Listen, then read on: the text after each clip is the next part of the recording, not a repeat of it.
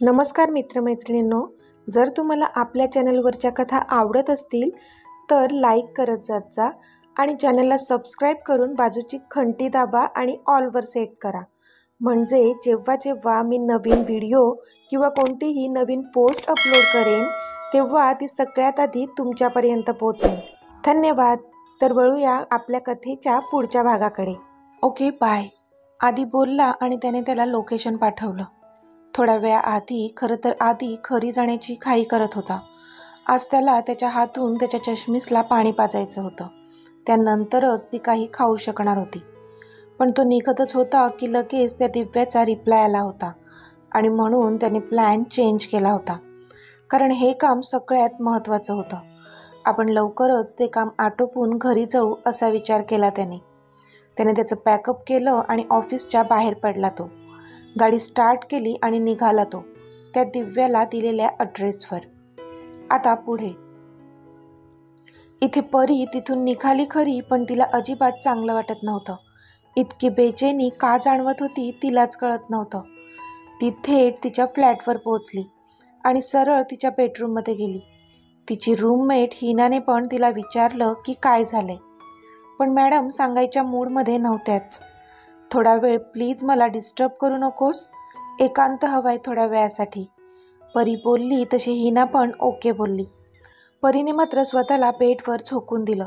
ती एकटक सिलिंगकडे पाहत होती आणि तिला सतत रियांशचं बोलणं आठवत होतं. आमचं अरेंज मॅरेज होत आहे, पण त्याआधीच आम्ही एकमेकांच्या प्रेमात पडलोय. त्याचे शब्द तिच्या कानात घुमत होते आणि तिला त्रास होत होता. पण परी, तू का इतका त्रास करून घेत आहेस स्वतःला? तूच तर त्याला त्या देविकाला भेटायला जाण्याचा सल्ला दिला होता ना, आणि आता तो ह्या नात्यात खुश आहे, तर मग तुला का इतका त्रास होतोय? तिचं एक मन तिला सांगत होतं. मला नाही कळत मला का त्रास होतोय. उलट मला तर त्याच्यासाठी खुश व्हायला हवं. त्याला जशी लाईफ पार्टनर हवी होती तशीच आहे ती देविका. तो स्वतः बोलला, मग मी काय एवढा विचार करते त्याचा? ओ गॉड, माझं डोकं का दुखत आहे एवढं? ती स्वतःलाच बोलली आणि डोकं पकडून तिथेच बेडवर आडवी झाली. तोच तिचा फोन वाजला. युवी कॉलिंग येत होतं. सध्या तिची अजिबात मनस्थिती नव्हती युविकाशी बोलण्याची, पण तरी ती तिची बेस्टी होती म्हणून घेतला तिने तिचा कॉल. हॅलो, परी बोलली. हाय परी, युविकाचा अतिउत्साही आवाज आला. बोल, काय काम आहे? परी निर्विकारपणे बोलली. हे काय झालं तुला? तुझा मूड ऑफ आहे का? युवीने विचारलं. तशी परी थोडी नॉर्मल झाली. नाही, काही नाही, तू बोल, परीने विचारलं.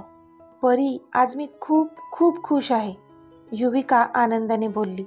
तशी परीच्या चेहऱ्यावर पण स्माईल आली. ती कितीही नाराज असली तरी युवीच्या आनंदात तिला खरा आनंद मिळत असे. आणि तुझ्या खुशीचं कारण आदित्य आहे, राईट? परी बोलली. तशी युविका गालातच हसली. परी, आज वटपौर्णिमा आहे आणि मी आधीसाठी फास्ट केला आहे.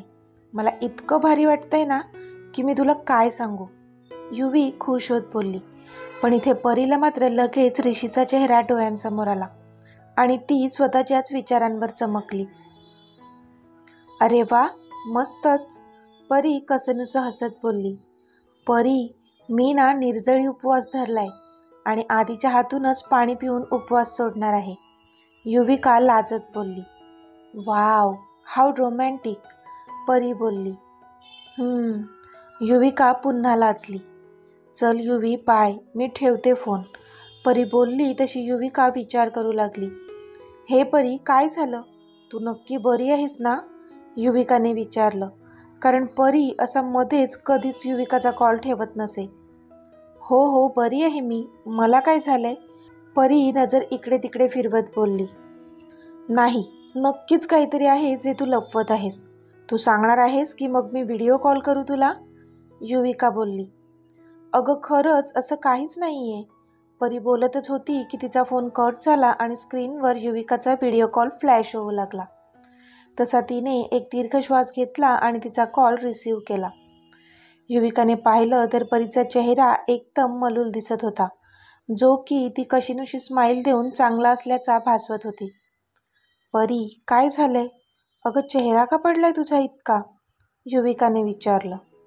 नाही, कुठे काय, असं काही नाही, परी बोलली. नक्की काहीतरी घडलंय. ऑफिसमध्ये काही झालं का?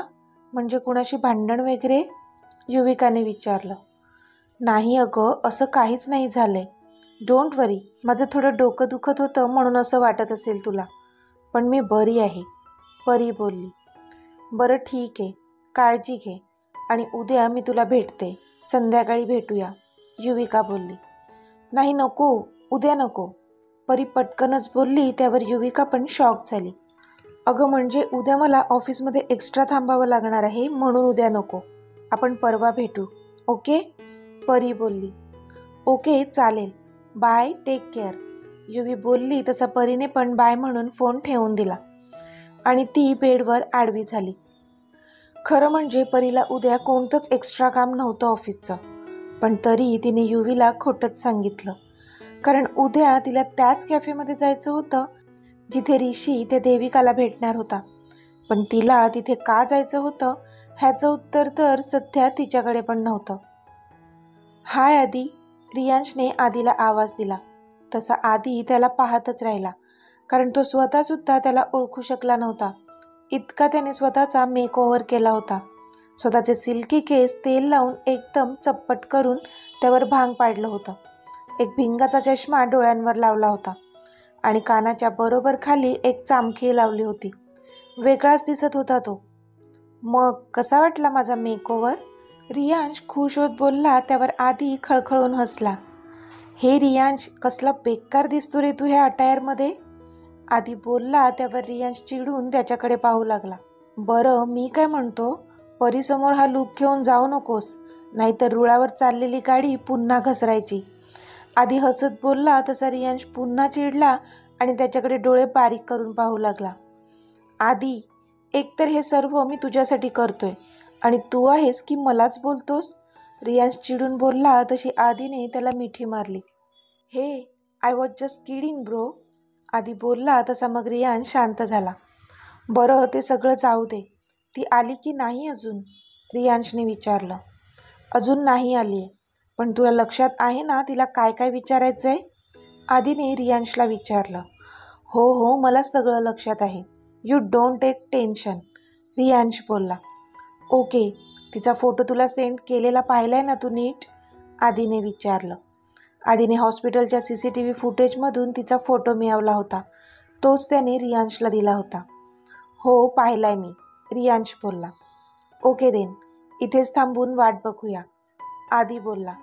आदीने मुद्दाम रियांशला तिला भेटायला लावलं होतं, कारण आदित्यला ती ओळखेल त्याला माहीत होतं. त्यांनी एका रेस्टॉरंटमध्ये भेटायचं ठरवलं होतं जिथे वर्दळ कमी होती. आदी खूपच लांबच्या टेबलवर बसला होता, जेणेकरून तिला दिसू नये. थोड्याच वेळात दिव्या त्या रेस्टॉरंटमध्ये पोचली होती आणि ठरलेल्या टेबलपाशी जाऊन थांबली ती.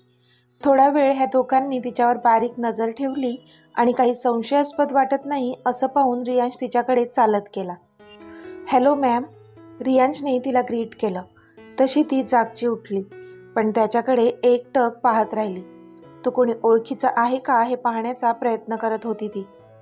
मीच तुम्हाला कॉल केला होता, प्लीज हॅव अ सीट, तो बोलला आणि तिच्या समोरच्या चेअरवर बसला. तशी ती पण चेअरवर बसली.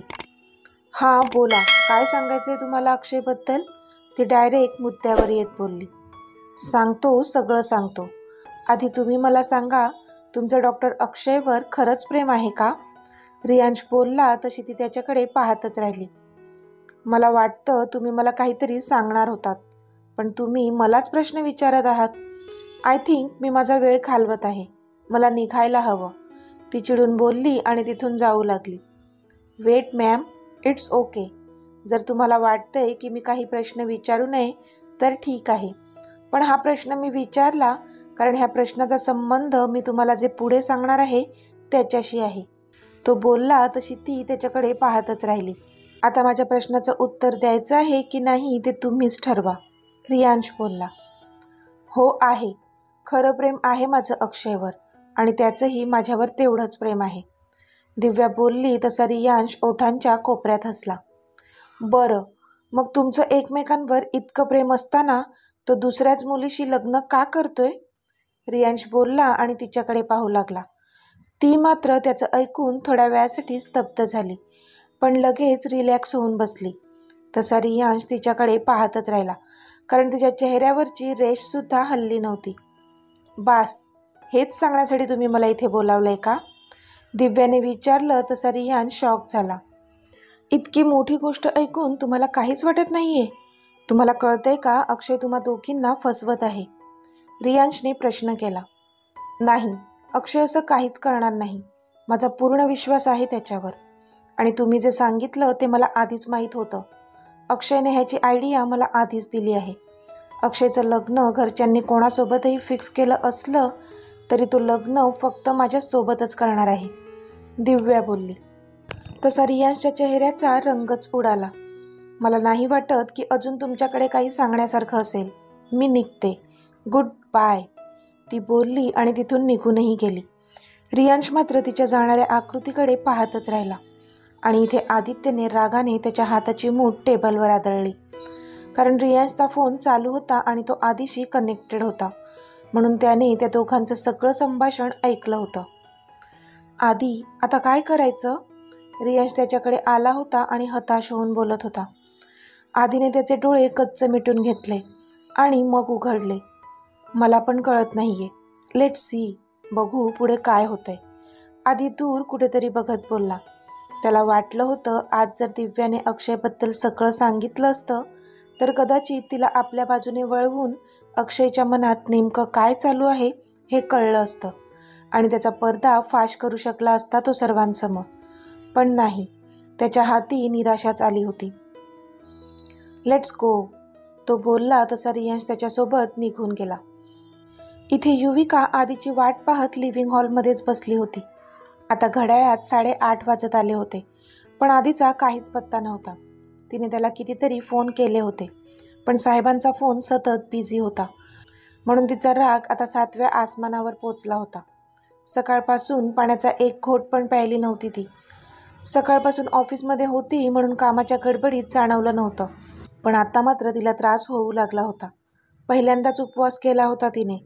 आता डोळ्यांसमोर अंधारी येत होती तिच्या भुकेमुळे, पण तरी ती त्याची वाट पाहत तिथेच बसली होती. इथे आधी तिथून निघाला तो थेट घरी येण्यासाठी. त्याला आधी लक्षात होतं की युविकासाठी त्याला लवकर घरी जायचंय, पण हे दिव्या प्रकरण त्यांना वाटलं होतं तसं काही घडलंच नाही, म्हणून त्याचा मूड ऑफ होता. खरं तर ती जेव्हा कॉल करत होती त्याचा फोन रियांशसोबत कनेक्ट होता, त्यामुळे तो घेऊ शकला नव्हता. आणि नंतर त्यांच्या मनासारखं काहीच घडलं नव्हतं, म्हणून त्याचा मूड ऑफ झाला होता. त्यामुळे तो तिला फोन करायचा सपशेल विसरला होता. त्याची गाडी बंगल्याच्या आत शिरली. तो दारातून आत चालत येतच होता की त्याला समोर सोफ्यावर बसलेली युविका दिसली. तिला पाहताच त्याला लक्षात आलं की आज तिचा फास्ट आहे आणि ती आपलीच वाट पाहत बसली असणार. त्याने घड्याळ पाहिलं तर 8:30 वाजून गेले होते. ओह, मी पण त्या दिव्याच्या नादात विसरूनच गेलो. So sorry sweetie. त्याने मनातच तिची माफी मागितली. त्याला खूपच गिल्ट आलं. पण इथे जसा तो नजरेस पडला मॅडमच्या चेहऱ्यावरची कळी खुलली, पण तिने तसं दाखवलं नाही. राग आला होता ना आम्हाला. पण त्याला पाहून ती उठून उभी राहिली. तो तिच्याकडे पाहत स्माईल देत तिच्याजवळ येत होता, पण त्याला तिच्या चेहऱ्यावरचे भाव मात्र पटापट बदलताना दिसले. तशी त्याला तिची काळजी वाटू लागली. तो पटापट पावलं टाकत तिच्या जवळ येत होता. एका क्षणाला त्याने तिच्या चेहऱ्यावरून नजर हटवली नव्हती, पण तिच्या डोळ्यांसमोर आता अंधारी आली होती. तिला आता चक्कर येऊ लागली होती आणि ती आता खाली पडणारच होती की त्याने धावत जाऊन तिला आपल्या बाहूमध्ये झेललं होतं. Yuvika, wake up. What happen? तो तिच्या गालावर टॅप करत बोलला. आता जे डायनिंग टेबलवर जेवायला बसले होते ते सर्वजण तिथे जमा झाले होते. पाणी आणा प्लीज. आधी ओरडला तशा प्रतीक्षा पाणी घेऊन आल्या. त्याने त्यातलं थोडं पाणी तिच्या डोळ्यांवर शिंपडलं. तशी तिने डोळ्यांची बुबुळं हलवली आणि हळूहळू डोळे उघडले. त्याला इतक्या जवळ बघून तिच्या ओठांवर स्माईल आली. तिचा राग आता त्याला जवळ पाहून कुठच्या कुठे पळाला होता. Are you okay? त्याने काळजीने तिच्याकडे पाहत विचारलं. तशी तिने हो मध्ये मान हलवली. हे घे. तो पाण्याचा ग्लास तिच्या तोंडाला लावत बोलला. तशी ती गालातच हसली आणि तिने त्याच्या हातून ते पाणी प्यायलं. थँक्यू सर, ती बोलली. तशी त्याने नकारार्थी मान हलवली. युविका, काय झालं? अशी कशी चक्कर आली बाळा? आकांक्षाने विचारलं. माहीत नाही आत्तू, युविका खोटंच बोलली, कारण तिने घरात कोणालाच सांगितलं नव्हतं की तिने आज फास्ट केलाय. बरं ठीक आहे, काहीतरी खाऊन घे चल, मग बरं वाटेल तुला, आकांक्षा बोलल्या. छोटी आई, I think she needs rest. त्यांचं जेवण रूममध्येच पाठवून द्या, मी त्यांना रूममध्ये घेऊन जातो, तो बोलला आणि त्याने तिला सरळ त्याच्या दोन्ही हातांवर उचललं. तशी ती डोळे मोठे करून त्याच्याकडे पाहू लागली. नाही नको, राहू दे सर, मी जाईन एकटी, ती अवघडत बोलली. पण त्याने मात्र तिच्याकडे पाहून डोळे मोठे केले. नाही आधी, घेऊन जा तिला, नाहीतर पुन्हा चक्कर यायची, आकांक्षा बोलल्या. तसा तिचा पण नाईलाज झाला. अक्षय अजूनही आला नव्हता, म्हणून आधीलाही कोणीच अडवलं नाही तिला उचलून घेऊन जाताना. तो आता तिला तिच्या रूममध्ये घेऊन आला होता. आकांक्षा पण त्यांच्या मागे आल्या होत्या. त्याने तिला व्यवस्थित बेडवर झोपवलं.